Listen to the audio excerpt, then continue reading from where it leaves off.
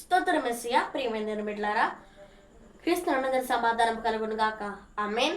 నేను మీ అభిషేక్. ఎలా ఉన్నారు? బాగున్నారా? ఉదయం లెగుస్తున్నారా? ప్రార్థన చేసుకుని మిమ్మల్ని అడుగుతున్నాను. ఒకవేళ ఇంకా ఎవరన్నా ప్రార్థన చేసుకోకపోతే ఉన్నపాడును మోకరించి ప్రార్థన చేసుకొని తెలియజేస్తున్నాం.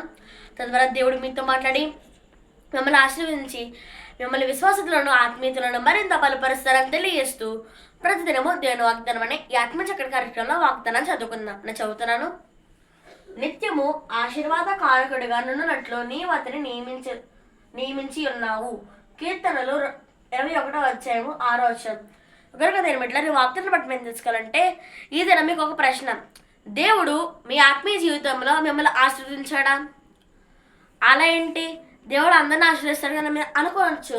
ఇక్కడ ప్రశ్న ఏంటంటే, దేవుడు మిమ్మల్ని ఆశీర్వదించినప్పుడు మీరు గుర్తించుకొని అనుదినము వాటి సందర్భంగా మీరు ఆయన కృతజ్ఞతలు చెల్లిస్తున్నారు. ఇక్కడ ప్రశ్న. మరి దేవుడు నాకు ఏం సెలవిస్తుందంటే, నిత్యము ఆశీర్వాద కారకుడిగా ఉండునట్లు. మనము నిత్యము ఆశీర్వాద కారకుడిగా ఉండాలంటే ఆయన మనకు చేసిన ఆశీర్వాదములు, అద్భుత కార్యములను ఏ సందర్భంలో చేశారు, ఎందుకు చేశారు అని గుర్తించుకొని వాటి యందు మనం ఆయన కృతజ్ఞతలు చెల్లిస్తే మనం నిత్యము ఆశీర్వాదకరంగా ఉంటామని తెలియజేస్తుంది అనుకుంటారా.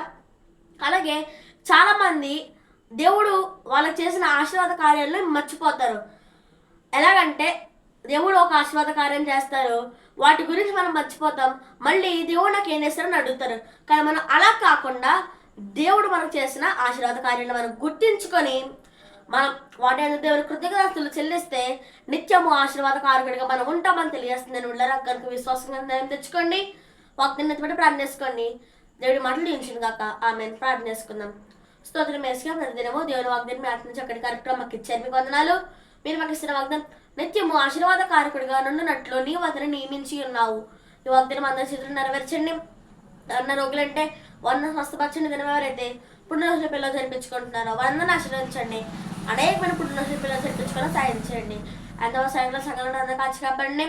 మా భారతదేశంలో ఎటువంటి అల్లాలను జరగకుండా సాయం చేయండి. ఎటువంటి యుద్ధాలు కలగకుండా సాయం చేయండి. ఇస్లాం పట్టణానికి కాపుదలు తెచ్చండి. ఇస్రాయల్ దేశానికి కాపుదలు తెచ్చండి. ఎటువంటి యుద్ధాలు జరగకుండా సాయం చేయండి. అలాగే ఈ వీడియో వరకు చూస్తున్నారు అందరి జీవితంలో వాగ్దానం నెరవేర్చండి. దేశంలో ఇచ్చినాం తండ్రి. ఆమె కనుక నేను బిడ్డలారా, ఈ వాగ్దానం మీరు పొందుకున్నారు కనుక లైక్ చేయండి, షేర్ చేయండి, సబ్స్క్రైబ్ చేసుకోండి, మంచి మంచి కామెంట్స్ పెట్టండి. దేవుడు మమ్మల్ని నిలిచిన కాక. ఆమెన్.